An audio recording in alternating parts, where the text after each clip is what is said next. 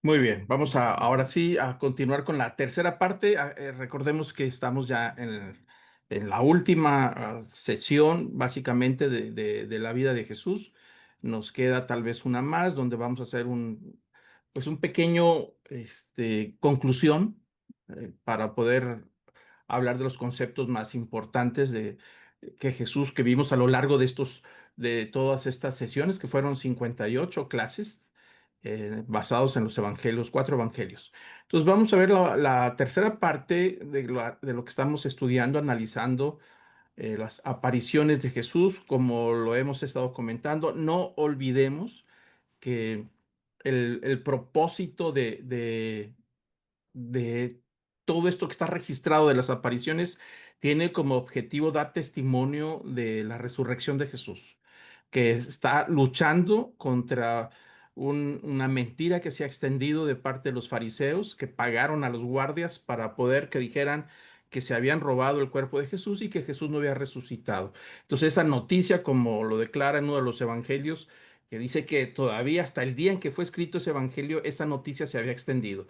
Así es que no fue algo que desapareció, esa falsedad, esa falsa noticia, esa fake news, como le llamamos ahora, no desapareció en una semana ni en un mes, tal vez llevó algunos años, y finalmente se va imponiendo la verdad, que es el testimonio de los discípulos que registran todas estas apariciones, y también el testimonio del Espíritu Santo y los milagros y maravillas que sucedieron después. Entonces fue extendiendo esta verdad de la resurrección de Jesús. Sin embargo, esa mentira duró por siglos y todavía hay por ahí algunos escritos donde algunos que son los enemigos de la resurrección de Jesús han dicho que Jesús realmente no resucitó.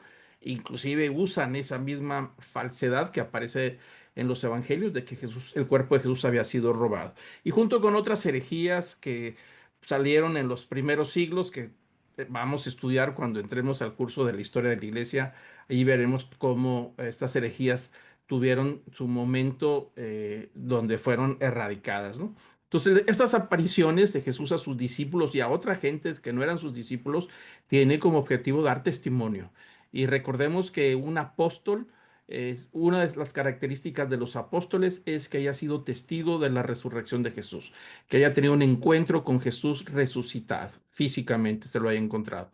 Y bueno, vamos a comentar las últimas apariciones de Jesús, como lo hemos estado comentando. Ya vimos la aparición de Jesús a María Magdalena en el huerto, a algunas mujeres ese día, domingo de la resurrección, a dos discípulos de Maús, que fue el mismo domingo en la mañana, que hubo una conversación sumamente interesante, que no lo reconocían. Una de las características de estas apariciones es que no reconocen a Jesús, y estos discípulos fueron y avisaron al resto de los discípulos que estaban ahí en el aposento alto y no les creían. Que eso es otra de las características que vemos en estas apariciones. No reconocen a Jesús físicamente, lo reconocen posteriormente, pero hay otras, hay muchísimas dudas, inclusive el caso de Tomás, que dijo, a menos que yo meta mis manos y mis dedos en sus llagas, yo no voy a creer en la resurrección de Jesús. Y notamos que fueron los discípulos los que tenían más problemas para creer esta resurrección. ¿Por qué? Porque estamos viendo el punto cúspide del poder, de la presencia de Dios en él, o sea, el poder de Dios en él haciendo milagros, porque hubo resurrecciones, resucitó ahí a tres personas durante su ministerio, pero ahora él está tomando poder sobre sí mismo, y el mismo poder que dice el apóstol Pablo que levantó a Jesús de entre los muertos, ese poder ahora radica en la iglesia, algo mucho, muy interesante, ¿no? Que estudiaremos más adelante.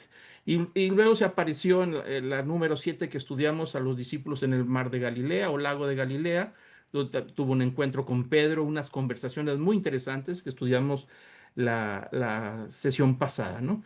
Y vamos a empezar ahora con una aparición de Jesús a los discípulos y a 500 creyentes en el monte Tabor. Así es que una de las características de todo esto es que es en público.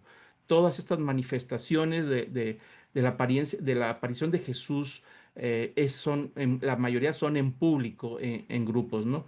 Entonces notamos también que Jesús después se aparece una vez más en el aposento alto, aparece en medio de ellos, que esa es otra característica de las apariciones, que no tiene que abrir la puerta.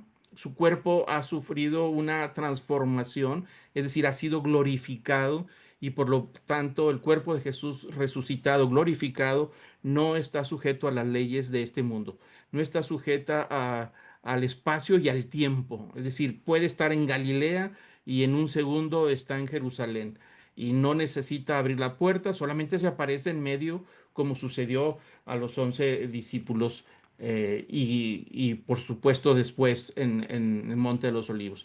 Y la última aparición que vamos a estudiar también hoy es cuando se aparece el apóstol Pablo camino a Damasco unos años después, pero ahorita lo vamos a comentar. Por lo pronto regresamos a la octava aparición, que es la que nos quedamos pendientes, donde está registrado en el Evangelio de Mateo, capítulo 28.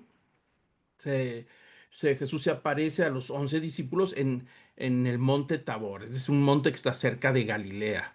Ahí dice Mateo 28, desde el versículo 16, dice que los 11 discípulos se fueron a Galilea, al monte que Jesús le había señalado. Les había dicho que se vieran ahí en el monte Tabor y dice que cuando lo vieron, se inclinaron, lo adoraron y noten ustedes más, algunos dudaron. Ahí aparece constantemente en las apariciones de Jesús que algunos dudan. Y cuando dice algunos dudan, no se está refiriendo necesariamente al grupo más cercano, sino a grupos más lejanos que eran discípulos, seguidores de Jesús, que todavía no lo creían. Entonces algunos están dudando de lo que están viendo y Jesús les dice que el versículo 18, que se acerca a ellos, les habla y les dice, toda autoridad me ha sido dada en el cielo y en la tierra. Y ese es un tema interesante que tiene que ver con la iglesia, tiene que ver con la misión, el encargo, el mandamiento que Jesús va a dejar a todos sus discípulos. Y dice que esta autoridad que Jesús recibió ahora les está dando autoridad a sus seguidores, a sus discípulos, y les da un encargo. Versículo 19, id pues y haced discípulos a todas las naciones, bautizándolos en el nombre del Padre, del Hijo y del Espíritu Santo. Algo aquí interesante es que la labor de todos los seguidores de Jesús es llevar el Evangelio para que se conviertan en discípulos de Jesús.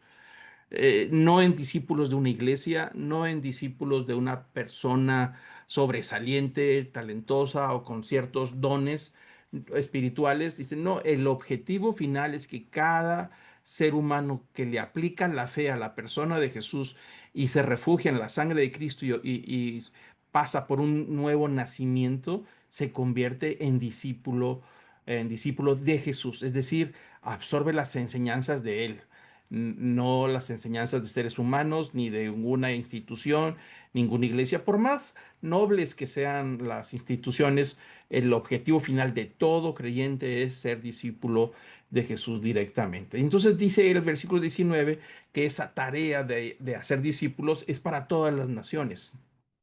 Es decir, no pertenece a la raza de los judíos, por decirlo así, a un asunto genético, a una nacionalidad, no pertenece a un grupo selectivo, sino que este mandamiento que Jesús está dejando a los discípulos y todos los seguidores, todos los creyentes, es a todas las naciones, al último rincón. Y la tarea es muy sencilla, dice que deben de bautizarlos en el nombre del Padre, del Hijo y del Espíritu Santo. Y esa tarea del bautismo es una señal de conversión, como lo hemos platicado quizá en algunas de estas sesiones, ¿no? El hecho del bautismo no es más que un testimonio público de una decisión interna, es decir, interior que el individuo toma desde su corazón de entregar su vida a Cristo, en convertirse en seguidor, discípulo de Jesús y entonces, como señal de esa conversión, el bautismo es un símbolo externo de lo que sucedió internamente. ¿Y qué es el bautismo? Que es una inmersión, es decir, es sujetarse totalmente inmerso, totalmente en la persona de Jesús y el Evangelio. Eso acto público debe de hacerse en el nombre del Padre, del Hijo y del Espíritu Santo. Es decir, la Trinidad, la manifestación de Dios en tres maneras, ¿no? Algunos grupos Hay grupos, de hecho hay un grupo cristiano, entre comillas digo cristiano, porque son seguidores de Jesús, creyentes de Jesús, pero ellos bautizan solamente en el nombre de Jesús. No bautizan el nombre del Padre ni el Espíritu Santo. Es otro tema que podemos ver en otra ocasión. Pero la enseñanza clara es esa, que todo creyente, como una señal de testimonio público de su conversión interior, debe de hacerse en el nombre del Padre, del Hijo y del Espíritu Santo. Y dice el versículo 20, dice, y enseñándoles a guardar todo lo que os he mandado. Y aquí yo estoy con vosotros todos los días hasta el fin del mundo. Notemos que Jesús les está dando una tarea ahí a todos estos seguidores, no solamente el grupo de los 11 discípulos, sino a todos los que son seguidores de Jesús, que son sus discípulos en ese momento, que lo han seguido por 3 años y que han creído en la muerte de Cristo y ahora creen en la resurrección porque lo están escuchando, tienen ahora esa tarea de llevar las enseñanzas de Jesús. Dice, enséñenles a guardar todo lo que os he mandado, es decir, que sean transmisores de lo que ellos recibieron de Jesús, pero enseñarlos no solamente como un conocimiento, porque antiguamente se creía y había una de las herejías que estudiaremos después sobre el gnosticismo que decía que la salvación consistía en el conocimiento. Y Jesús no está hablando del conocimiento que salva, sino más bien un conocimiento de la persona de Jesús que lo lleva a una práctica, a la obediencia, guardar los principios y mandatos de Jesús. Y luego da como respaldo Jesús una seguridad, le dice, yo estoy aquí, yo estoy con vosotros todos los días hasta el fin del mundo. Es decir, la presencia de Jesús estará en todos los seguidores en esta tarea de evangelización hasta el último rincón del mundo y que estará hasta que Él regrese. Cuando dice hasta el fin del mundo, cuando regrese por segunda vez, entonces ahí regresará ya físicamente, pero estará siempre con sus seguidores en espíritu, siempre de esa manera, ¿no? La novena aparición está registrado en Marcos 16, 14 al 18 y en Lucas 24, ¿no? Ahí se aparece a los 11 discípulos solamente en el aposento alto en Jerusalén, en el lugar de la reunión de los discípulos. Dice el versículo 14 de Marcos 16, 14, que después se apareció a los 11 mismos cuando estaban sentados en la mesa, si era la hora de la comida o la cena tal vez y, y se apareció dentro de la habitación y los reprende. Volvemos al tema que ya habíamos comentado, en donde Jesús en las demás apariciones les está reprendiendo constantemente porque no creían. Y Jesús ahora les reprendió, es decir, los cuestionó y les reclamó por qué tanta incredulidad y por qué tienen el corazón tan duro, es decir, por qué no tienen la sensibilidad para creer la resurrección de Jesús. Entonces dice el versículo 14, dice, ¿por qué no habían creído? Porque no habían creído a los que les habían visto resucitados. Es decir, los que fueron testigos ese domingo de resurrección y que habían sido varios, les dan la noticia a los discípulos y todavía como que batallan para creer y algunos no creen. Entonces, esa fue una constante en las primeras semanas. A los que lo veían, por supuesto, creían, pero Jesús ahora se está apareciendo en esa habitación y hay una reprensión, dice, ¿por qué tienen el corazón tan endurecido? ¿Por qué les falta sensibilidad acerca de Jesús resucitado? El tema fue complicado, como lo hemos comentado anteriormente. No era un asunto fácil, por supuesto. Dice el versículo 15 que Jesús les dijo, id por todo el mundo y predicar el evangelio a toda criatura. El que crea y sea bautizado será salvo, pero el que no crea será condenado. Y notemos que Jesús insiste sobre la convicción de todos los discípulos acerca de la resurrección, porque ese es parte o el centro del mensaje del evangelio, ¿no? Del evangelismo y de la fe de todo cristiano. Si un cristiano duda de la resurrección de Jesús, pues seguramente su salvación está en veremos, ¿no? Son de las doctrinas básicas de la salvación, como una vez estudiamos aquí en estas clases, ¿no? Entonces Jesús, después de asegurarse de que ellos crean y vean que Jesús ha resucitado, una vez más les está dando la tarea, porque ese es un mandamiento, de ir por todo el mundo y que prediquen el Evangelio a toda criatura. Eh, El Evangelio, volvemos al mismo punto. ¿Cuál es el Evangelio en términos prácticos? El Evangelio es que Jesús, el Verbo se hizo carne, es decir, nació y tomó forma humana allí en Belén, predicó, hizo milagros, dio testimonio, todo lo que hemos leído en el Evangelio, los milagros, los sermones, echó fuera demonios, una serie de cosas que estuvimos estudiando, de temas, y que llegó hasta la muerte de cruz y murió en la cruz y resucitó al tercer día y prometió al Espíritu Santo y que Él regresaría por segunda vez al terminar al fin de los tiempos. Ese paquetito de lo que acabo yo de decir en forma concreta, ese es el Evangelio que todo creyente seguidor de Jesucristo tiene que tener la convicción y la seguridad de que lo cree de todo corazón. Ahí es donde radica el tema de la fe y de la salvación, ¿no? Y Jesús lo dice en el versículo 16, el que crea y sea bautizado será salvo. Y ahí es donde a veces la gente se equivoca un poquito en la interpretación porque dice, bueno, la salvación radica en creer en Jesucristo, algo que está bien, y que se bautice. Si no se bautiza, entonces no es salvo. La Biblia no enseña en ninguna parte que el bautismo, el acto del bautismo en sí, pueda perdonar los pecados ni traiga salvación a nadie. El versículo 16 es muy claro, dice, el que crea y como resultado de esa creencia y esa fe se bautiza públicamente, que esa es una parte de una señal, pues será salvo, pero no enfoca en el bautismo, porque la segunda parte del versículo 16 dice, pero el que no crea será condenado. Si fuera el bautismo el que salva, también agregaría Jesús, diría, al que no crea y que no se bautice, entonces va a ser condenado. Bueno, aquí el versículo 16 lo aclara fácilmente, que la salvación radica en la fe, en creer en la persona de Jesús y el testimonio público de un bautismo. Pero la salvación es en la fe, en el acto de creer en la persona de Jesús. Y el bautismo es un acto posterior, voluntario, de corazón, donde quiere ser un acto público de que su fe radica en la persona de Jesús. Pero la persona que no crea será condenado. Es decir, aunque se bautice, pero si no cree, está condenado.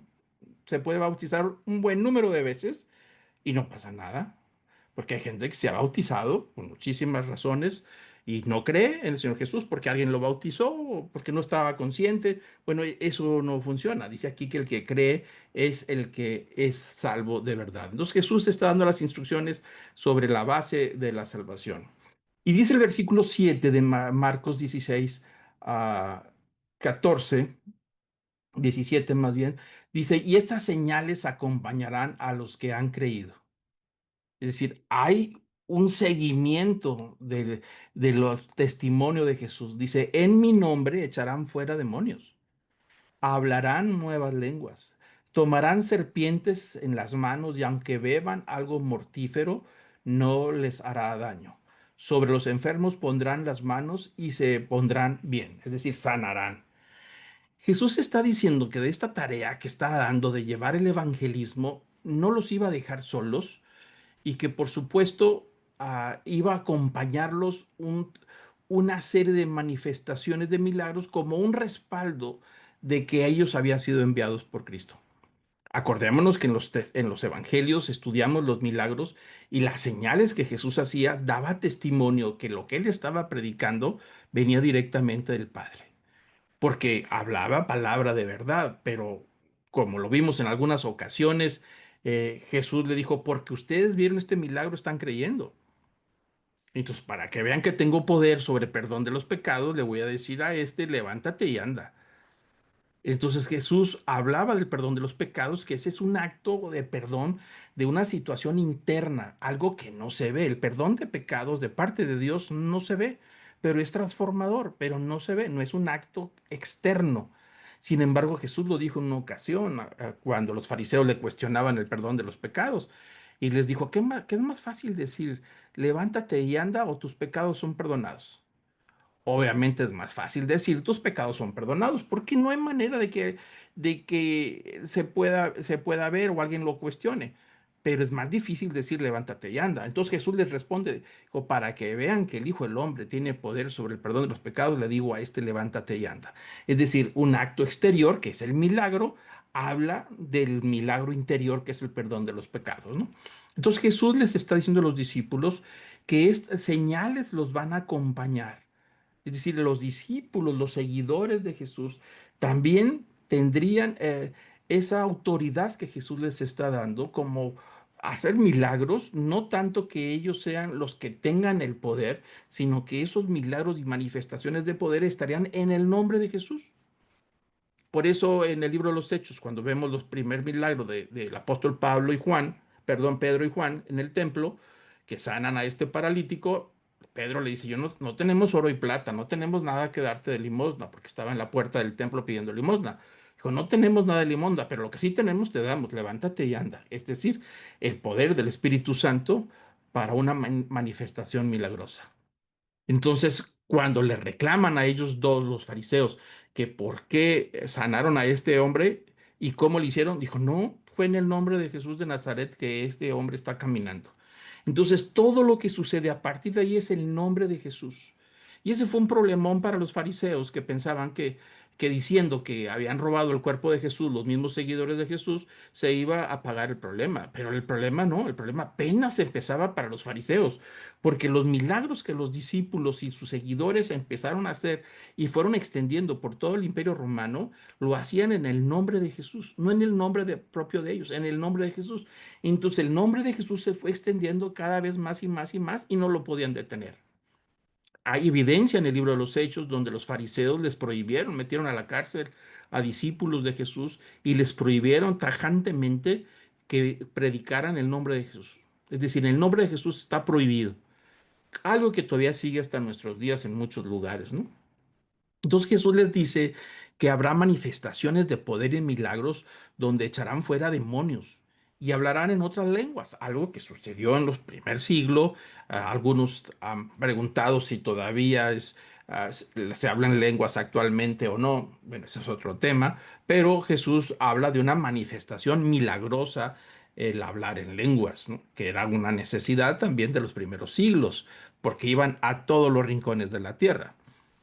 Y luego dice el versículo 18, tomarán serpientes en las manos y no les pasará nada, y aunque beban algún mortífero, algún veneno, tampoco les hará daño.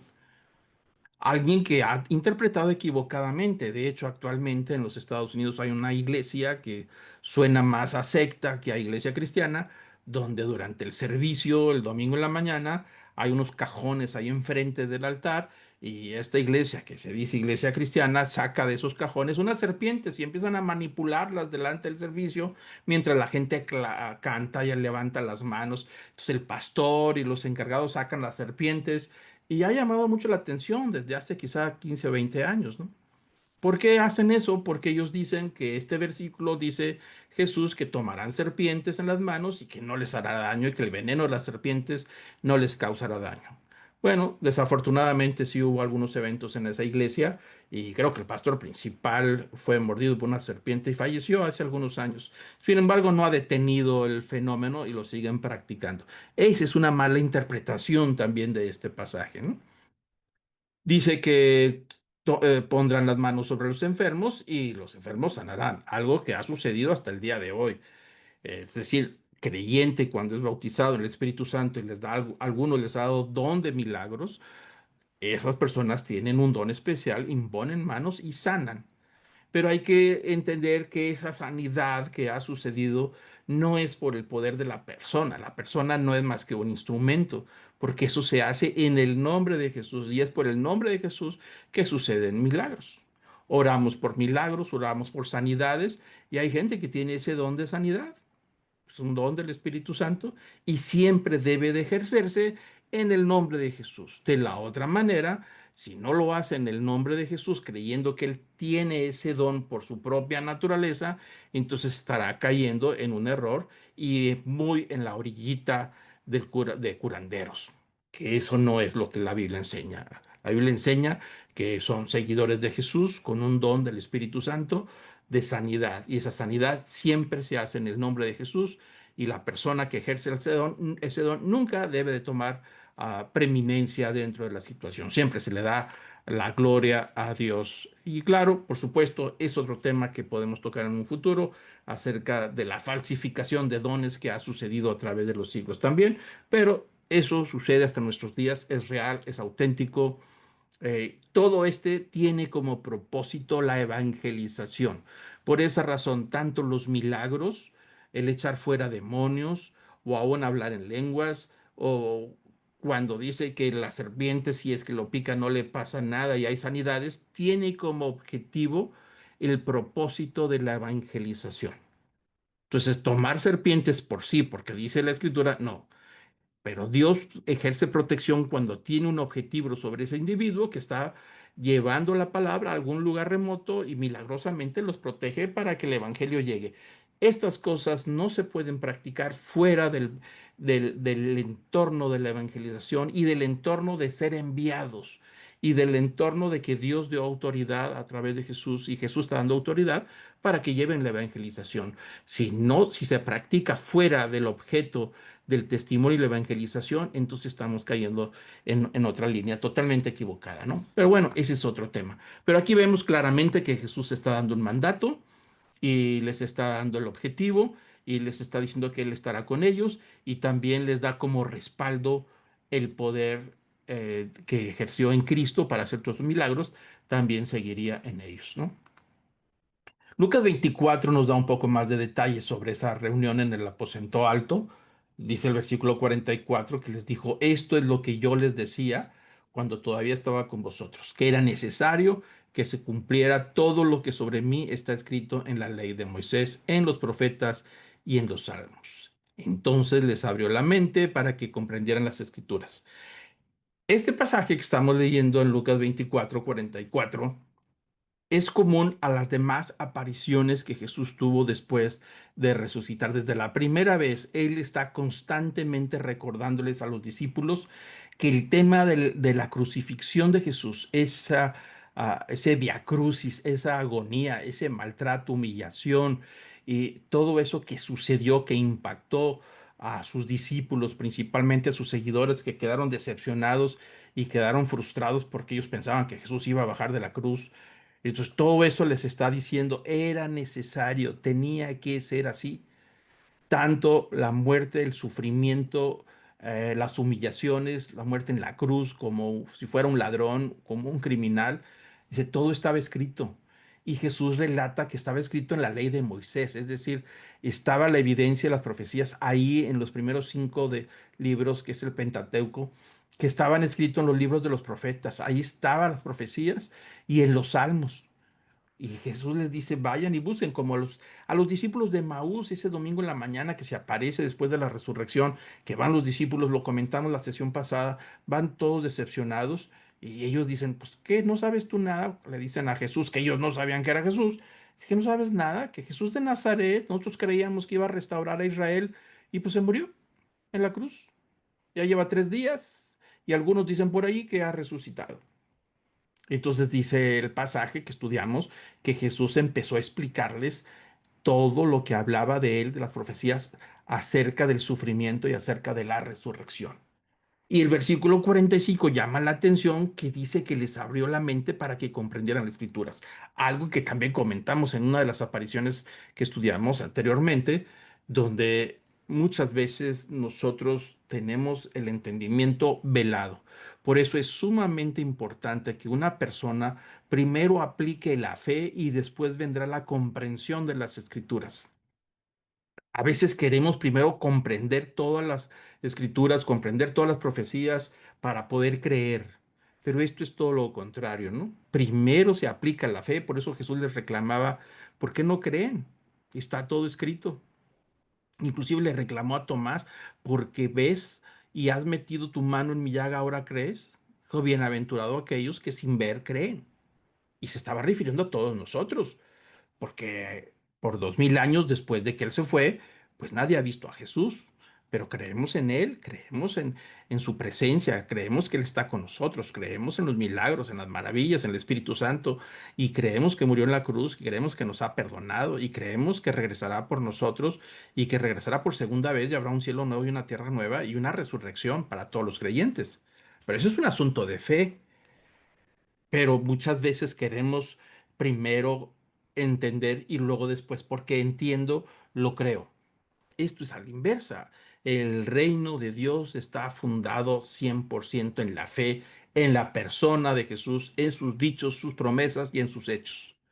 Y una vez que uno se humilla delante de Él, reconociéndolo como Señor y Salvador, y nos convertimos en sus discípulos, entonces tenemos una relación íntima y personal con Él, y entonces viene un entendimiento que no habíamos comprendido antes.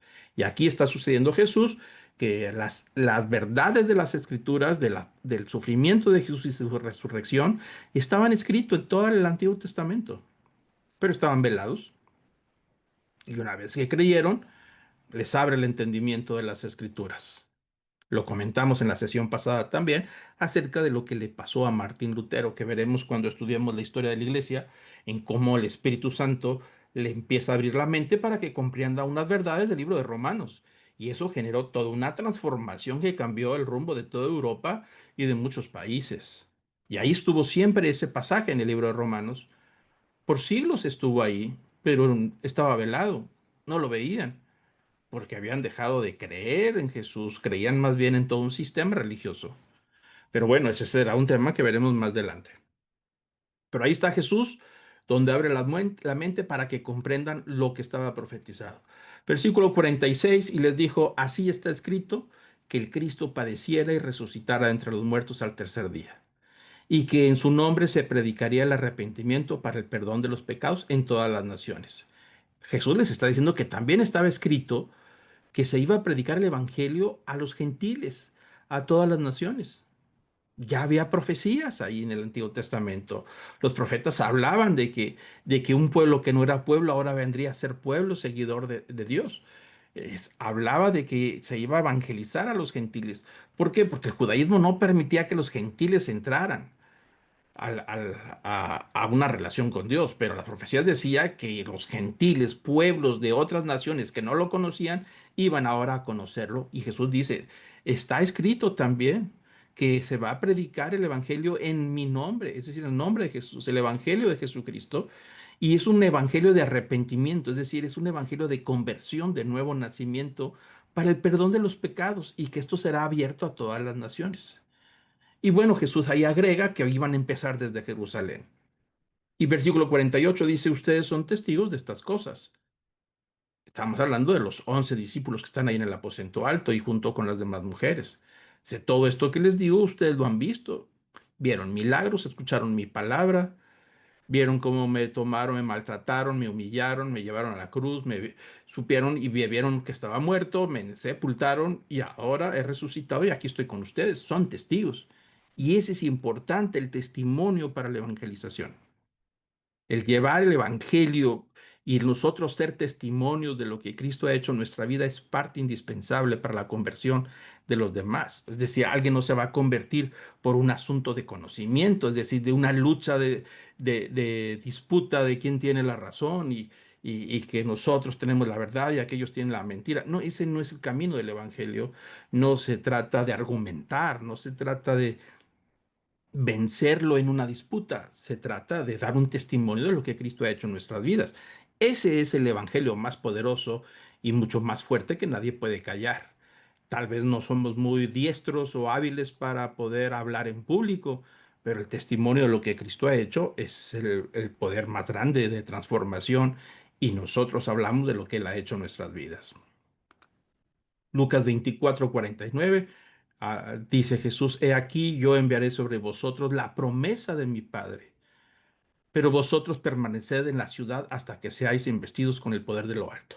Jesús les está diciendo, ya tienen toda la información, tienen todo el Antiguo Testamento, las profecías, Moisés tiene información acerca de mí, los salmos tienen información, ahí está todo. Ustedes han sido testigos de todo lo que vieron, lo que vivieron 3 años conmigo, de la muerte y resurrección. Aquí estoy con ustedes.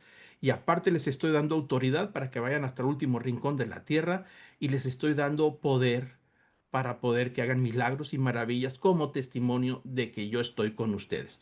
Entonces, por eso dice en Lucas 24, dice, no se vayan de Jerusalén, quédense todavía unos días, permanezcan en Jerusalén. ¿Hasta cuándo se van a quedar en Jerusalén?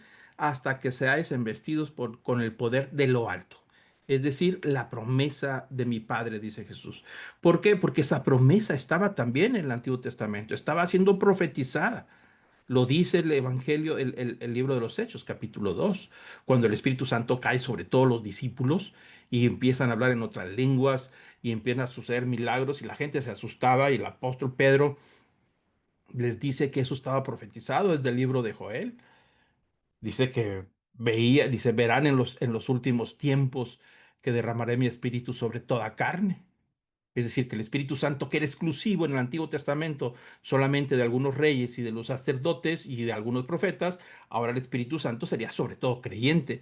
Entonces Jesús está hablando de que esa promesa existía entre los profetas, donde dirían que el Espíritu Santo iba a ser extendido para todos los creyentes, no solamente para una élite, nada más para un grupo reservado como profetas, reyes o sacerdotes, sino que daría el Espíritu Santo a todo creyente y seguidor de Jesús. Por eso dice Jesús, yo soy el que les voy a enviar a vosotros. Es Jesús el que está enviando el Espíritu Santo. Si yo me voy, pero no los dejo solos, les voy a dejar el Espíritu Santo, algo que fue prometido desde la antigüedad y que sería una de las señales de los últimos tiempos. Y que ese Espíritu Santo estaría con ustedes y entonces sería el dínamo, que eso es lo que significa el poder del Espíritu Santo, el dínamo que genera la energía, el poder y la vida para poder hacer todas estas señales. De lo que hablamos, de sanidades, de echar fuera demonios, de hablar en otras lenguas, de todos esos milagros, y que sería resultado del poder del Espíritu Santo. Es decir, sin el Espíritu Santo no podría hacerse la tarea de evangelizar hasta el último rincón del mundo. La iglesia no hubiera llegado hasta nuestros días si no es el ministerio del Espíritu Santo que fue prometido desde el Antiguo Testamento y que Jesús fue el que lo envió. Dijo, yo enviaré sobre vosotros la promesa. Entonces, gracias a que Jesús resucitó y ascendió y regresó al Padre, entonces envía al Espíritu Santo para que nos acompañe por el resto de nuestros días y de los años que nos quedan y acompañar a la iglesia hasta que Jesús regrese por segunda vez. Como un padre que entrega a la novia en el altar, se la entrega al novio y dice ahí el padre, te entrego ahí a mi hija, ahora está en tus manos. Bueno, eso es lo que hace el Espíritu Santo, se lleva a la iglesia, la acompaña hasta el día en que venga el novio por segunda vez, que es Jesucristo, y se le entrega al Espíritu Santo. Aquí está, he estado con la iglesia todos estos 2000 años o 2500, no sé cuándo regresará Jesús, que creo que será pronto, me imagino que sí, como veo las cosas, y entonces el Espíritu Santo entregará a la novia al novio que es Jesucristo. Ahí está el esquema de toda esta enseñanza que Jesús está diciendo a los discípulos ahí en esa reunión en el aposento alto. Y la décima aparición, que es la última con los discípulos, es en el Monte de los Olivos.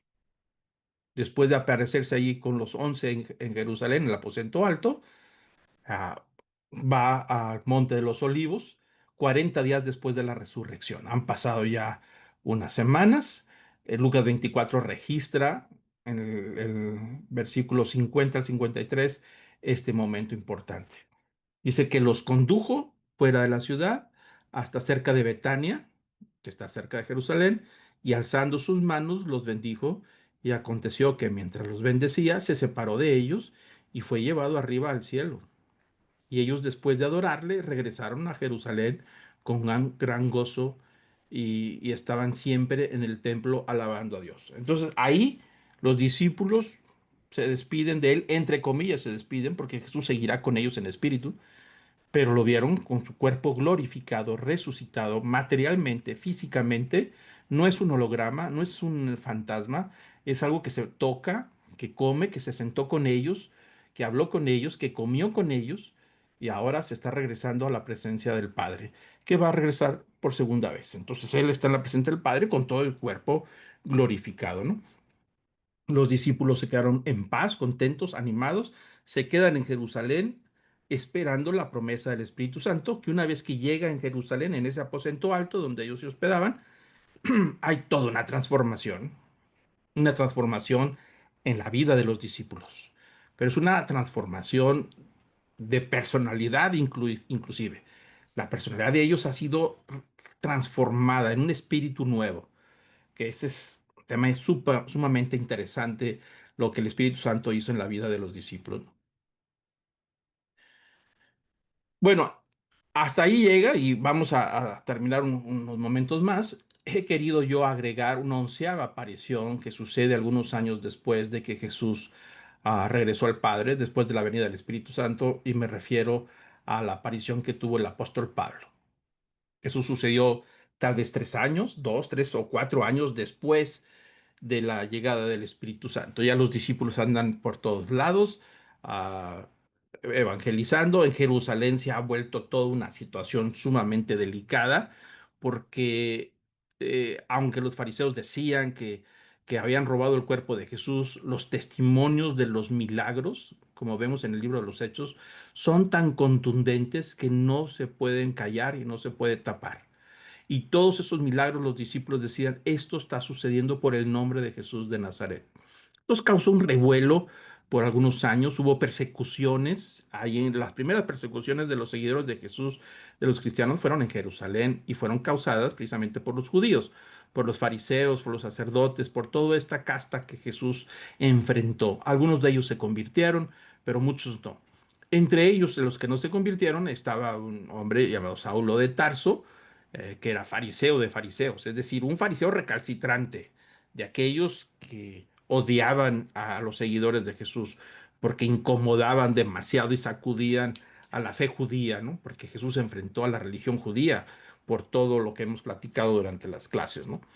Entonces ahí está Saulo de Tarso y en una ocasión, cuando sabe que se han extendido, huyeron muchos de los cristianos en una de las persecuciones en Jerusalén, huyen estos seguidores de Jesús y se van hasta Antioquía, Damasco, por esos lugares y ahí van formando congregaciones y entonces Saulo de Tarso, en ese momento Saulo de Tarso, pide licencia a los fariseos jefes, al Sanedrín, que le den cartas para poder ir a perseguir a los cristianos hasta Damasco, porque allá estaban causando revuelo también. Entonces él iba con toda la intención de exterminarlos y con toda la intención de desaparecer todo este movimiento cristiano y en el camino tiene ese encuentro.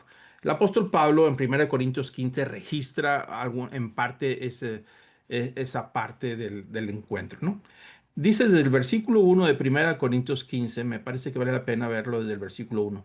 Dice el apóstol Pablo a esta carta a los cristianos en Corinto, dice, ahora os hago saber, hermanos, el evangelio que os prediqué, el cual también recibisteis, en el cual también estáis firmes, por lo cual también sois salvos y retenéis la palabra que os prediqué, a no ser que hayáis creído en vano. Es decir, el apóstol Pablo estaba tratando de que estos cristianos que él predicó en Corinto y les predicó el evangelio, y ya hablamos que el evangelio ese es la muerte de Cristo, el perdón de los pecados, el arrepentimiento, la resurrección y todo esto que hemos hablado, pues llegan otros y les meten dudas a estos nuevos creyentes, ¿no?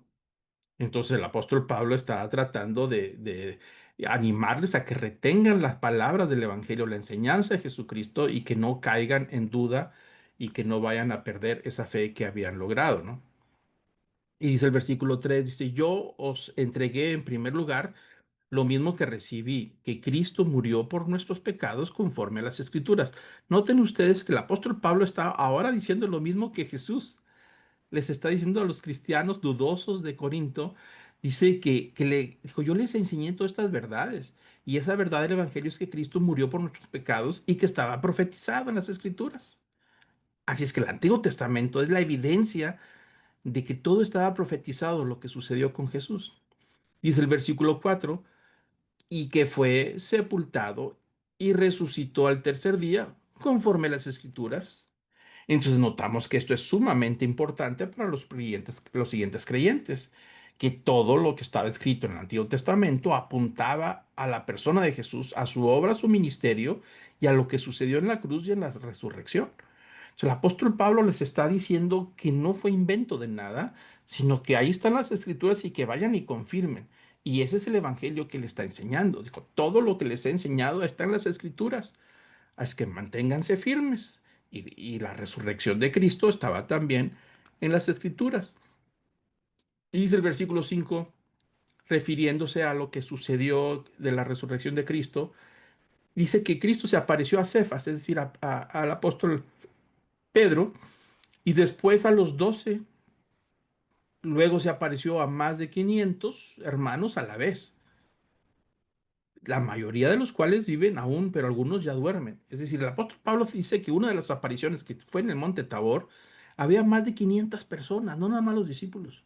Entonces es una aparición sumamente pública. No fue en rinconcitos donde se le apareció nada más a uno o a dos, que sí sucedió, pero no fue nada más eso, sino que el testimonio fue tan público que hubo una multitud de más de 500 personas ahí en el monte Tabor, y ahí estaba Cristo delante de todos. O sea, no se apareció a escondidas, fue un acto público. Y que algunos pues ya murieron de esa generación que lo vio, y otros todavía están vivos. Y dice Jesús, están vivos todavía, están entre nosotros, los que son testigos.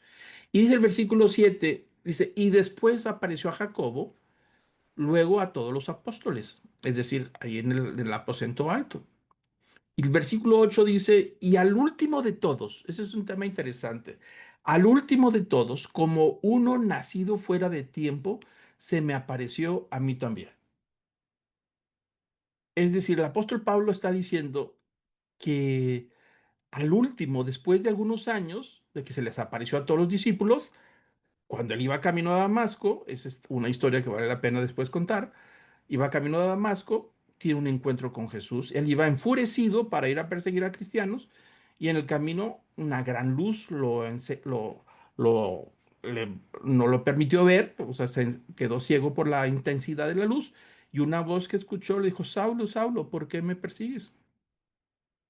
Él iba a perseguir cristianos, pero dice, ¿por qué me persigues? Y ahí tiene un encuentro con Jesucristo resucitado. Pero algunos de los tiempos, como no era del grupo de los 11 se había aparecido, entonces decían, pues no es un apóstol genuino, pero Pablo dice, a mí se me apareció, yo hablé con él, tuve un encuentro con él, ya resucitado. Pero él dice, como uno nacido fuera de tiempo, porque se le aparece a él personalmente después de algunos años, quizá 2 o 3 años después de la resurrección de Jesús. La versión de la Biblia Reina Valera dice como un abortivo, es decir, como algo que no nació a tiempo, es decir, su nuevo nacimiento no fue a tiempo como los demás discípulos, dijo al último. Por eso dice que se apareció uno nacido fuera de tiempo, se me apareció a mí también. Dice, pero yo soy el más insignificante de los apóstoles por ese detalle que se apareció años después, pero que no soy digno de ser llamado apóstol, porque algunos decían que no era apóstol porque no era parte de los 12 o de los 11. Dice, pues perseguía a la iglesia, dice el apóstol Pablo. Él tuvo algunos primeros años esas luchas, sin embargo fue reconocido por todos los apóstoles. Inclusive el apóstol Pedro en alguna de sus cartas le reconoce que la revelación que recibe el apóstol Pablo, que recibió una revelación de parte de Dios, dice, él revela toda la enseñanza, revela toda la verdad, y hay partes difíciles de entender. Bueno, el libro de los Romanos, junto con otras cartas, son una maravilla. Las verdades que expresa en el libro de los Romanos, que vamos a estudiar pronto, está hablando precisamente de todo eso que los demás apóstoles no escribieron. Pero él escribe con todas esas verdades sobre el tema de la salvación, sobre el tema de los judíos, sobre el tema de los gentiles, sobre el nuevo nacimiento, la justificación, la regeneración, sobre las promesas. Hay una cantidad enorme de enseñanza que vamos a ver, y esa fue una revelación que el apóstol Pablo recibe. Y los demás apóstoles le reconocieron esas verdades, esa revelación. Es decir, se le considera apóstol porque tuvo ese encuentro con Jesús, y Jesús le dio una encomienda. Acordémonos que la palabra apóstol es enviado. Entonces Jesús lo envía, le da un propósito y le da un objetivo de llevar el evangelio a los reyes, a los emperadores, a los príncipes, a la gente educada, a los gentiles. Y entonces él es el apóstol de los gentiles, un hombre tan preparado que estudió en la Universidad de Tarso, que era fariseo de fariseos, es decir, un extremo conocimiento del Antiguo Testamento y de la religión judía. Y entonces a él se le revela todas estas verdades en este encuentro con Jesús resucitado, y Dios lo usa de una manera tremenda y le pone palabras a todos estos misterios, estas verdades de la salvación, que se llama el libro de los Romanos, juntamente con las demás cartas. Le da forma lo que los demás discípulos no hicieron, él le da forma a través de sus escritos de toda esta doctrina de la enseñanza de Jesucristo, ¿no? que vamos a centrarnos a estudiar después, al iniciar en la introducción del libro de los Romanos, pues vamos a estudiar algo de la vida del apóstol Pablo y su pensamiento, cómo pensaba y quién era él y por qué Dios lo usó tan tremendo en esa revelación. Eso lo veremos pronto cuando entremos a la introducción del libro de los Romanos, ya las siguientes semanas pronto. Y bueno, ahí está ya la onceava aparición, ¿no? Y termino yo con este pasaje del libro de los Hechos, que aunque no están en los evangelios, pero nos da la conexión que necesitamos para ver cómo concluyó toda esta historia. Libro de los Hechos, capítulo 1, versículo 4 al 11, que es una segunda parte del Evangelio de Lucas, porque el libro de los Hechos lo escribe Lucas. Entonces es una continuación, por decirlo así, una segunda parte. Dice Hechos 1, versículo 4, que Jesús reuniéndolos les mandó que salieran de Jerusalén, es decir, van hacia Betania, sino que no salieran de Jerusalén, sino que se esperaran a la promesa del Padre. Es decir, que después de que se vieron ahí cerca, antes de que Jesús subiera a los cielos, dice, quédense en Jerusalén para que reciban el Espíritu Santo. Se lo cual les dijo, oíste de mí. Es decir, una promesa que les iba a mandar el Espíritu Santo. El versículo 5 dijo, pues Juan bautizó con agua, pero vosotros seréis bautizados con el Espíritu Santo dentro de pocos días, ¿no? Si es después de que Jesús se va, unos días posteriores, ahí viene el Espíritu Santo y los bautiza. Y ser bautizados en el Espíritu Santo quiere decir sumergidos, que yo he hablado varias veces sobre el tema del bautismo del Espíritu Santo. Lo que quiere decir es estar sumergidos totalmente en la persona del Espíritu Santo. La palabra bautizo significa sumergir.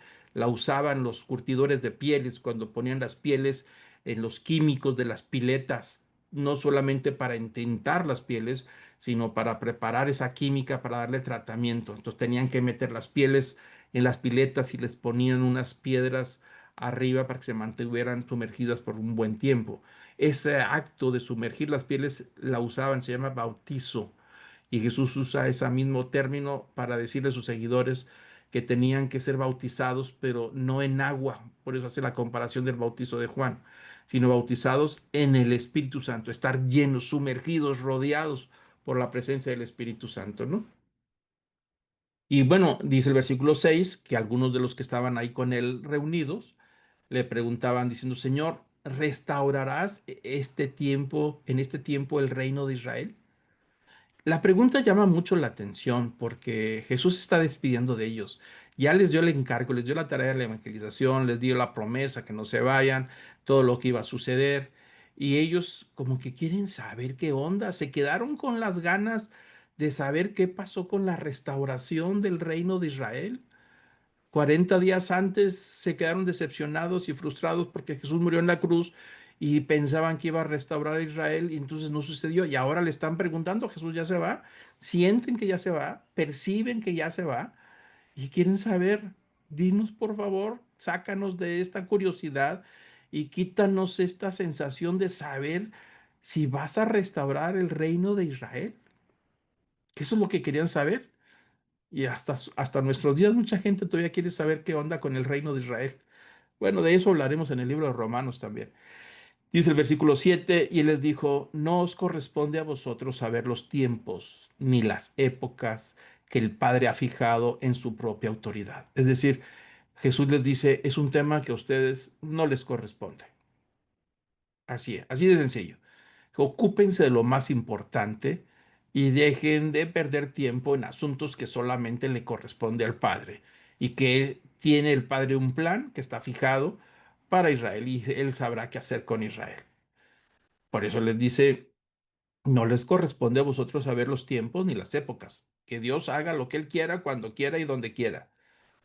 Versículo 8, pero recibiréis poder. Regresa otra vez al tema, porque estos se están desviando del tema del reino de Israel y Jesús los regresa al tema que es más importante. Dice, recibiréis poder cuando el Espíritu Santo venga sobre vosotros. Y una vez que reciban el Espíritu Santo, me seréis testigos en Jerusalén, en Judea, en Samaria y hasta los confines de la tierra. Y ahí está el tema más importante. Versículo 9. Después de haber dicho estas palabras, fue elevado mientras ellos miraban, y una nube le recibió y le ocultó de sus ojos. Y estando mirando fijamente al cielo mientras él ascendía, aconteció que se presentaron junto a ellos dos varones con vestiduras blancas, es decir, dos seres angelicales, espirituales. Y les dicen, varones Galileos, ¿por qué estáis mirando al cielo? Este mismo Jesús que ha sido tomado de entre vosotros al cielo, vendrá de la misma manera tal como le habéis visto ir al cielo. Esas palabras son tremendas, las del versículo 11, porque Jesús se empieza a descender delante de sus ojos, va subiendo y se va perdiendo entre las nubes. Y entonces ellos, me imagino que todos seguían tratando de ubicar el puntito que era Jesús ya en la distancia de la altura, que se veía solamente un puntito, como cuando vemos que el globo de algún niño se va y lo vamos siguiendo con la vista y queda todavía el puntito. Bueno, pues así lo veían y era un puntito entre las nubes. Y les dicen estos seres espirituales, dice, ¿qué están viendo, varones galileos? Con lo que estás viendo, ese mismo Jesús que ustedes están tratando de identificar, ese puntito que se está perdiendo entre las nubes, dice, ese mismo va a regresar por vosotros. De la misma manera en que lo están viendo, tal como los viste, ir al cielo, va a ser regresado. Es decir, este mismo Jesús que ha sido tomado de vosotros al cielo, vendrá de la misma forma. Se fue delante de todos, todos son testigos de que se fue, y cuando regrese, todos serán testigos de que está regresando. No va a regresar a escondidas, no se fue a escondidas, se fue en público, no desapareció en medio de una habitación y después ya nadie lo vio. Estamos hablando que están en un monte cerca de Jerusalén, a la vista de todos. Yo me imagino que algunos de los que estaban cerca de ahí, de la reunión o cerca de Jerusalén, alcanzaron a ver a una persona que se iba elevando a los cielos. No sabían quién era, pero lo iban viendo que se iban elevando. Entonces todo el mundo lo estaba viendo. No fue un acto privado que desapareció y ya no lo volvieron a ver. No, todo el mundo es testigo. Había más de 500 personas, todos los discípulos de ver que Jesús regresó a la casa del Padre. Y dijeron los seres espirituales, estos ángeles, dijeron, así como lo vieron, así va a regresar. Todo el mundo se va a enterar y todo el mundo lo va a ver al mismo tiempo, ¿no? Bueno, vamos a llegar hasta ahí. La próxima sesión vamos a hacer un recuento rápido de los puntos más importantes que estuvimos estudiando en todas estas sesiones acerca de los milagros, de los sermones, de las oraciones, de los puntos más importantes. Vamos a dedicarle una sesión o si es posible dos, no más, y ahí terminaremos con esa conclusión, ¿no? Quiero recordarles que después de terminar este curso, que nos quedan ya nada más dos sesiones, ya el curso está terminado, la vida de Jesús, siguiendo sus pasos, con estas sesiones de recuento, de resumen. Después de ahí, pues nos vamos a enfocar a estudiar el libro de los Romanos, que hemos estado comentando. Entonces quiero pedirles que inclinen su rostro, cierren sus ojos para terminar esta sesión. Amado Padre, te damos tantas gracias, Señor, por esta palabra, por estos testimonios, por tus promesas.